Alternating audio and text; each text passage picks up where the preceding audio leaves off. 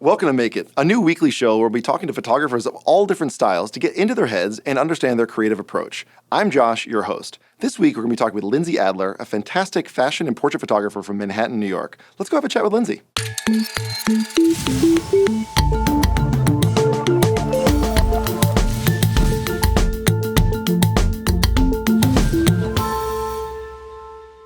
So, tell us about yourself. What kind of photography do you do? I am a fashion and portrait photographer, and the work that I do, it really runs the gamut of so many different things.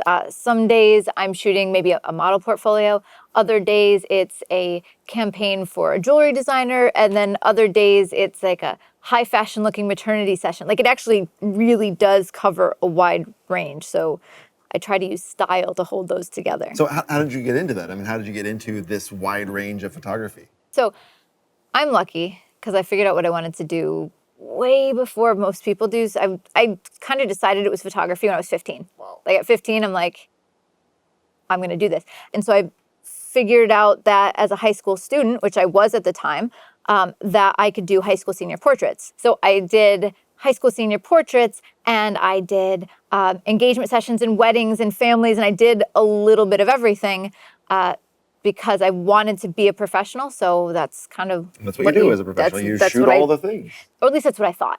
Like that was my impression, is that you shoot everything to make any money you can, which is not how I feel anymore. But So how do you feel now? the more you can focus and the more you can really find that specialty, it actually makes it easier to market because you know what you have to offer and what audience you're trying to reach and then what you can do to reach them. So what I did is I bothered every other student because I would book out the studio at the school like 4 hours a day, 4 days a week. And I would just take fashion photographs that I loved and I would go try to like recreate the lighting or try some technique from them. And then I was still running my portrait business. And so I'd come home and for the high school senior portraits, I would test out a fashion technique on those. And what was cool is I would do the whole shoot. And at the end, I'd be like, okay, can we try this? Can we try something different? And it ended up being that those photos are what captured people's attention. And actually my portrait business started to really take off because it was something new, it was something different. And this was kind of at the start of social media really being a powerful tool for marketing. And so I was one of the only photographers, at least in my area, that was kind of doing fashion portraits for regular people. So it was great because I got out that creative outlet and I got to practice fashion techniques before I stepped into the real world of fashion. Let's take a look at some of your photos. I think this would be really great to see how these things personify themselves. Excellent.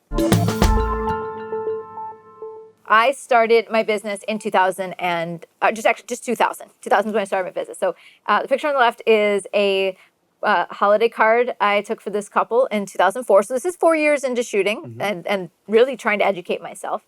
But what I thought was interesting about this portrait is there's a lot of things that are bad. But what I actually think is funny is in 2004, you see like a glimpse of what style would eventually come. Like you see kind of it graphic and, red and white, but man, like it took me a long journey. Years. Like it took a long journey to get to there. The picture on the right is stunning, and there's so much going on, and there's emotion, and there's like emotion and motion, both kinds of emotions, and showing that you came from this one shot in 2004.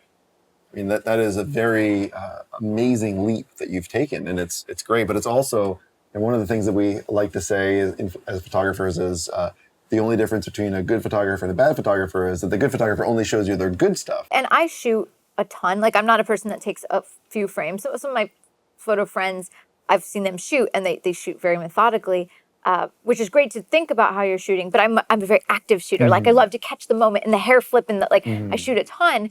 And so on an average shoot, like if I shoot for a full day, I definitely shoot more than 1,000 images, usually closer to 2,000 in a day. And out of a 2,000 image shoot, at max, I'm showing 6 to 10. Like 10 is going to be the max from that. And even then, from what makes my portfolio, maybe 1. And usually not even that. So like my ratio of successes, it looks higher than it is. Wow. And so these are the kind of images that are currently my style: clean, bold, graphic, I think I would say powerful too. Like any images that I create, this was a portrait I did a couple weeks ago of a ballerina. It's powerful, colorful, and it doesn't always have to be red.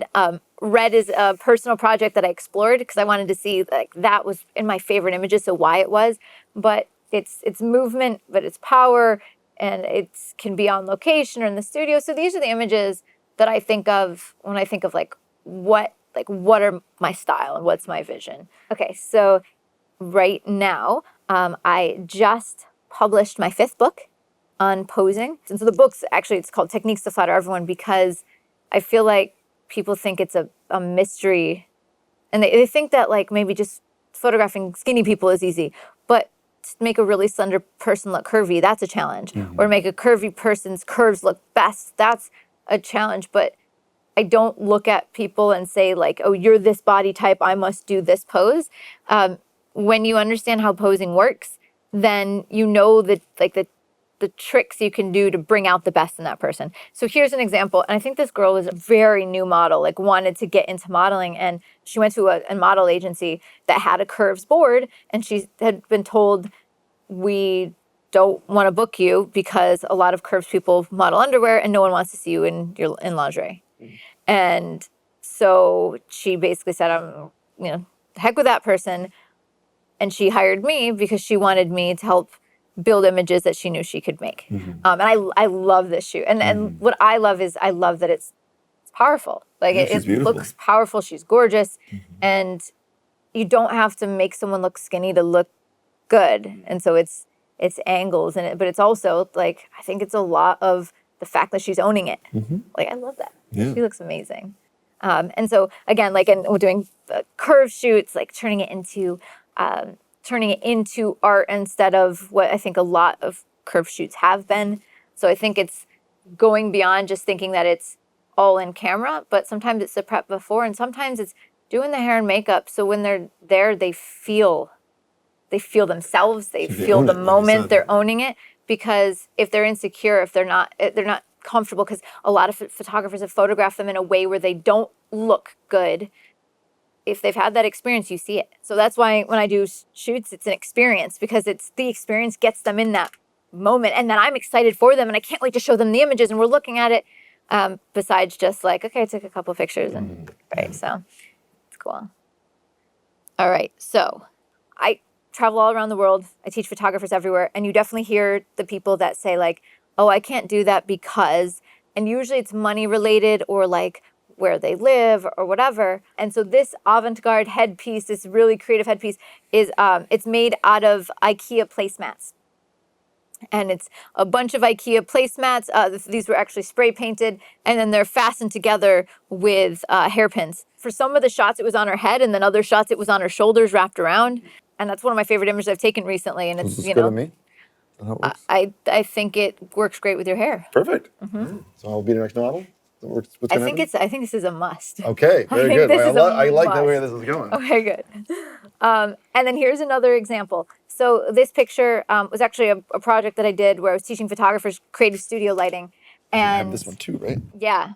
And I think it looks almost like these gems are like exploding from her head, and I think it looks creative. And so what this headpiece is made out of is it's a headband, and then I broke it in travel, but it's fine.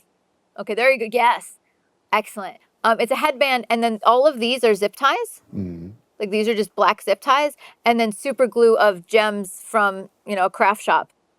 These shoots are inexpensive, and the part that looks really creative is it's creative because I did it with cardboard or inexpensive things. So I wanted to share those because that's awesome. It's things that people try to make excuses of, and your only limitations are the limitations you put on yourself. That's great. Well, I think this is wonderful. You've given us a lot of really interesting ideas, a lot of really cool things.